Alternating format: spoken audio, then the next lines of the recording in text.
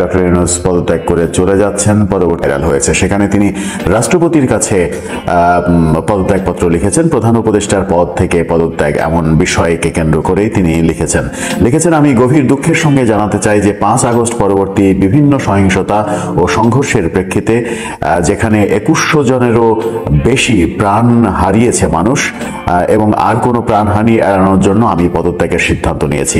আমি বাংলাদেশের প্রধান উপদেষ্টার পদ থেকে পদত্যাগ করছি। এই ঘটনাগুলোতে আমি সম্পূর্ণ দায়িত্ব স্বীকার করছি এবং দেশের জনগণের নিরাপত্তা ও কল্যাণের আমার অঙ্গীকার সবসময় অটুট থাকবে। গত 1 মাসেরও সময় অধিক আমি আপনাদের সেবা করার সুযোগ পেয়েছি, যা জীবনের সবথেকে বড় সম্মান। তবে সাম্প্রতিক ঘটনাবলী প্রমাণ করছে যে এই মুহূর্তে দেশকে এগিয়ে নিতে অন্য নেতৃত্বের প্রয়োজন। আমি আশা করি আমার পদত্যাগপত্র বাংলাদেশের উন্নয়নে নতুন পথ খুলে দেবে এবং শান্তি প্রতিষ্ঠিত করবে। এই কঠিন সময়ে আমার সরকার যা কিছু করেছে তার জন্য আমি গভীরভাবে অনুতপ্ত। আমি সব বাধ্যবাধকতা মেনে নিচ্ছি এবং সিদ্ধান্ত বাংলাদেশের বৃহত্তর স্বার্থেই নিয়েছি। বিনীত মোহাম্মদ ইউনূস। ডক্টর মোহাম্মদ ইউনূসের স্বাক্ষর। এই যে পদত্যাগপত্রটি প্রধান উপদেষ্টার প্যাডে পদত্যাগপত্রটি ভাইরাল হয়েছে, এটি কি আসল নাকি ফেক সেই আলোচনা চতুর্দিকে চলছে। পদত্যাগপত্রের যে ভাষা, দায় স্বীকার করার যে ভাষা, 5 আগস্টের ঘটনার পরে যত হত্যাকাণ্ডের ঘটনা হয়েছে, 2100 জন বলা হয়েছে, সেই হত্যাকাণ্ডের দায় স্বীকার করে নেওয়া এবং এই পরিস্থিতি, হত্যাকাণ্ড যেন আরো না ঘটে সেই জন্যই তিনি পদত্যাগ করছেন। এই ভাষাটাই আমার মনে হয় যে একটু বিতর্কিত হয়ে যায়। এই ভাষাটাই বলে যে এটা ডক্টর মোহাম্মদ ইউনূসের নাও হতে পারে। সামাজিক যোগাযোগ মাধ্যমে ভাইরাল হওয়া এই পদত্যাগপত্রটি আদৌ ডক্টর মোহাম্মদ ইউনূসের কিনা, সেই ভাবনাটা যখন হচ্ছে তখন ডক্টর ইউনূস সুইজারল্যান্ড সফরে রয়েছেন।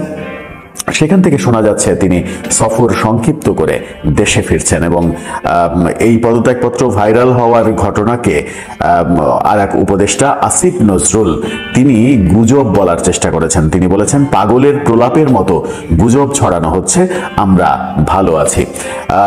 উপদেষ্টাদের সম্পর্কেও নানা রকমের কথা চলছে। 2 জন উপদেষ্টা আসিফ মাহমুদ সজীব ভুইয়া এবং মাহফুজ আব্দুল্লাহ তারা দুবাই চলে গেছেন। সার্জিস আলম সমন্বয়ক তিনি দেশের বাইরে চলে গেছেন। অন্যান্য উপদেষ্টারাও দেশের বাইরে চলে যাওয়ার পথে রয়েছেন এমন আলোচনা কিন্তু গত সারা রাত সব থেকে বেশি সামাজিক যোগাযোগ মাধ্যমে ফলাও হয়েছে। সামাজিক যোগাযোগ মাধ্যমে বিভিন্ন পেজ থেকে এইগুলোকে প্রমোট করা হয়েছে। আসিফ মাহমুদ সজীব ভুইয়ার একটি ছবি, বিমানের ভেতরের একটি ছবিও বিভিন্ন জায়গায় দেখা গেছে। তারা আদৌ চলে গেছেন কিনা, এই চলে যাওয়াটাকে পালিয়ে যাওয়া বলছেন অনেকে। হাসনাত আব্দুল্লাহ এখনো কুমিল্লায় অবস্থান করছেন এমন তথ্য দেয়া হয়েছে।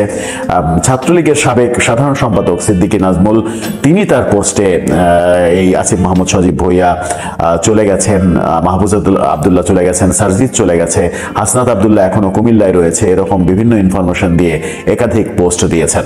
আসিফ নজরুল এই ব্যাপারগুলোকে, এই সমস্ত ব্যাপারগুলোকে গুজব বলে উড়িয়ে দিয়েছেন, কিন্তু তিনি এটা বলেননি যে আসিফ মাহমুদ সজীব ভুইয়া যদি এবং মাহফুজ আব্দুল্লাহ তারা যদি বিমানে উঠে থাকেন তাহলে কোন রাষ্ট্রীয় কাজে তারা দেশের বাইরে যাচ্ছেন সেই ব্যাপারটা পরিষ্কার করেননি। এখন ডক্টর মোহাম্মদ ইউনূস যদি ফিরে আসেন, এমন আলোচনাও কিন্তু চতুর্দিকে ছড়িয়ে পড়েছে গত রাত থেকে যে আজকে রাতেই সেনাবাহিনী ক্ষমতা নিয়ে নেবে।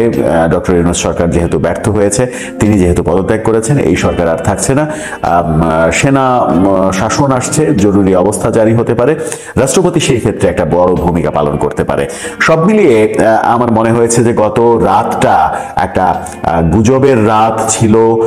সেই গুজব যেভাবে ছড়ানো হয়েছে তাতে অনেকেই আমরা সত্য বলে ভেবে নিতে পারি। আমি যদি আমার ব্যক্তিগত মতামত দিই তাহলে প্রধান উপদেষ্টার যে পদত্যাগপত্র ভাইরাল হয়েছে সেই পদত্যাগপত্রের ভাষা যেগুলো লেখা হয়েছে, 5 আগস্টের পরে হত্যাকাণ্ড, 2100 জনের মৃত্যু, সেগুলো দায় স্বীকার করে নেওয়া, এই কথাগুলো ডক্টর ইউনূস যদি পদত্যাগ করতেন এবং তার পদত্যাগপত্রে নিশ্চিত করে এই কথাটা লেখা থাকার কথা নয়, কারণ এত বড় দায় স্বীকার করে তিনি নিজেকে বিপদের মহাসমুদ্রে ফেলবেন, এতটা বোকা ডক্টর মোহাম্মদ ইউনূসকে ভাবার কোনো কারণ থাকতে পারে কিনা সেটাও একটা বড় বিষয়। যাই হোক, এখন পর্যন্ত পদত্যাগপত্র ব্যাপারটাকে গুজব বলেই ধরে নেওয়া যেতে পারে। দেখা যাক শেষ পর্যন্ত এটা গুজব হয় নাকি সত্য হয়। কিন্তু উপদেষ্টাদের, বিশেষ করে আসিফ মাহমুদ সজীব ভুঁইয়ার বিমানের ছবিটা কবেকার, সেটা কি এখনকার নাকি আগের কোনো ছবি দিয়ে ব্যাপারটাকে এস্টাবলিশ করা হয়েছে। তিনি দেশের বাইরে চলে যাচ্ছেন, মাহফুজ আব্দুল্লাহ দেশের বাইরে চলে যাচ্ছেন, সেটা অবশ্য সময় সাপেক্ষ এবং তদন্তের ব্যাপার। সব মিলিয়ে দর্শক, আপনার কাছে কি মনে হয় যে এই যে ঘটনাগুলো ঘটলো গত রাত থেকে আজকে পর্যন্ত, এখন পর্যন্ত সব থেকে বেশি চর্চিত হচ্ছে, সত্যি সত্যি কি ইউনূস সরকারের পতন হচ্ছে, সেনা শাসন আসছে, নাকি এগুলো স্রেফ গুজব বলেই উড়িয়ে দেবে? আওয়ামী লীগ এবার আন্দোলন নিয়ে আসছে। আওয়ামী লীগ আন্দোলনের ঘোষণা দিয়েছে, তেমনটাই ব্রেকিং নিউজের মতো খবর জানিয়েছেন আওয়ামী লীগের একজন যুগ্ম সাধারণ সম্পাদক।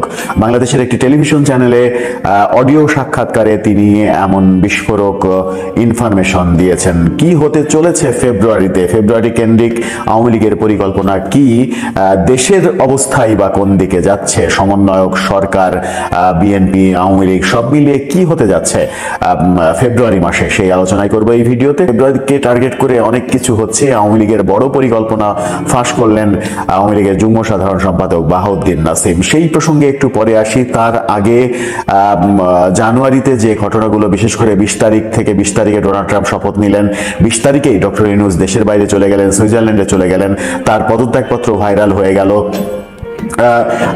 উপদেষ্টারা দেশের বাইরে চলে যাচ্ছেন, এরকম নানা রকম আলোচনা, গুজব গুঞ্জনের মাঝে বর্তমান পরিস্থিতি, বাংলাদেশের বর্তমান পরিস্থিতি ভারত কেন্দ্রিক, আমেরিকা কেন্দ্রিক এরকম হচ্ছে কিনা সেটা কিন্তু একটা বড় প্রশ্ন। একজন ইউটিউবারকে সম্প্রতি বলতে দেখা গেল বিএনপির বিরুদ্ধে, বিএনপি ভারতের সেনাবাহিনীর সঙ্গে আঁতাত করেছে এমন কথা, এমন অভিযোগ করা হয়েছে এবং বিএনপি আওয়ামী লীগকে সঙ্গে নিয়ে এগোতে চাচ্ছে। আওয়ামী লীগের বিরুদ্ধে বিএনপি না, বিএনপির সুর আওয়ামীপন্থী, এরকম অনেক সমালোচনার মাঝে আওয়ামী লীগ কি করতে চলেছে সেই তথ্য ফাঁস করলেন বাহাউদ্দিন নাসিম। তিনি বাংলাদেশের টেলিভিশন চ্যানেল জিটিভিকে একটা সাক্ষাৎকার দিয়েছেন, আজকেই একটা সাক্ষাৎকার দিয়েছেন। সেই সাক্ষাৎকারে তিনি বলেছেন ফেব্রুয়ারিতে আওয়ামী লীগ সরকার পতনের আন্দোলন শুরু করছে। এই ফেব্রুয়ারিটা 2025-এর ফেব্রুয়ারি হবে, নাকি গত কয়েক বছর, 15-16 বছর বিএনপিকে যে ধরনের কথা বলতে শোনা গেছে, ঈদের পর থেকে তীব্র আন্দোলন শুরু হবে। এ কারণেই অনেক ট্রলও হয়েছে যে কোন ঈদ সেটা তো বলে না, তারা শুধু বলে ঈদের পর থেকে, ঈদ তো জীবনে বহু আসবে, এরকম ট্রল হতো বিএনপির ওই কথাকে। বাহাউদ্দিন নাসিমের সেই কথাও কি ট্রলের পর্যায়ে যাবে? ফেব্রুয়ারির ব্যাপারটা তিনি বলেছেন যে ফেব্রুয়ারিতে আন্দোলনে নামছে আওয়ামী লীগ, 14 দল সহ সমমনারা এবং জনতাকে সাথে নিয়ে তারা আন্দোলন করবেন, সরকার পতনের আন্দোলন হবে এবং ফেব্রুয়ারিতে হরতাল, অবরোধ সহ নানা ধরনের কর্মসূচি আসছে। 21শে ফেব্রুয়ারিকে কেন্দ্র করে তার আগে থেকেই হরতাল, অবরোধ, নানা কর্মসূচি দিয়ে বাংলাদেশের সিচুয়েশন গরম করার প্ল্যান করছে আওয়ামী লীগ। সেই ব্যাপারে 14 দল সহ সমমনাদের সঙ্গে তাদের আলাপ চলছে, এমনটাও জানিয়েছেন বাহাউদ্দিন নাসিম। আওয়ামী লীগ যখন দেশে প্রায় নিষ্ক্রিয়, তখন এই আন্দোলন সংগ্রাম কারা করবেন? আন্দোলন সংগ্রাম করতে হলে তো নেতাকর্মী প্রয়োজন, তারা কোথায় থেকে আসবে? এমন প্রশ্নের জবাবে বাহাউদ্দিন নাসিম বলেন, বর্তমান ইউনূস সরকার যেভাবে ব্যর্থ হয়েছে এবং যে পরিস্থিতি তৈরি করেছে, তাতে সাধারণ জনগণই আমাদেরকে সাপোর্ট দেবে, সাধারণ জনগণই মাঠে নেমে পড়বে এই সরকারের বিরুদ্ধে। সরকার বিরোধী তীব্র আন্দোলনের ঘোষণা বাহাউদ্দিন নাসিম যখন দিলেন, তখন আমেরিকাতে আমরা দেখলাম ডোনাল্ড ট্রাম্প প্রশাসনে ভারতীয় বংশোদ্ভূতদের একেবারে ছড়াছড়ি। আমেরিকার জাতীয় নিরাপত্তা উপদেষ্টা, FBI এর প্রধান, স্বাস্থ্য মন্ত্রী, এমন গুরুত্বপূর্ণ জায়গায় ভারতীয় বংশোদ্ভূতদের দাঁড় করানো হয়েছে, দায়িত্ব দেওয়া হয়েছে। দেশের সব থেকে গুরুত্বপূর্ণ বেশ কয়েকটি জায়গায় ভারতীয় বংশোদ্ভূতরা, অন্তত 8 জন ভারতীয় বংশোদ্ভূত মন্ত্রী হয়েছেন, এমন তথ্য যখন আমেরিকা থেকে আসছে, তখন ভারতের সঙ্গে আমেরিকার, ডোনাল্ড ট্রাম্প প্রশাসনের সঙ্গে আমেরিকার সম্পর্ক আরো মধুর হবে, এরকম আলোচনা যখন হচ্ছে, তখন ভারত আমেরিকার কাছে বাংলাদেশ সম্পর্কে একেবারে স্পষ্টভাবে কথা বলেছে। ভারতের পররাষ্ট্রমন্ত্রী এস জয়শঙ্কর তিনি তো জানিয়ে দিয়েছেন গতকাল যে আমেরিকার কাছে বাংলাদেশ বিষয়ে তারা তথ্য উপাত্ত উপস্থাপন করেছেন। আর বাংলাদেশ বিষয়ে তথ্য উপাত্ত উপস্থাপন করা মানেই সেখানে শেখ হাসিনা ইস্যু আসবে, ডক্টর মোহাম্মদ ইউনূস ইস্যু আসবে।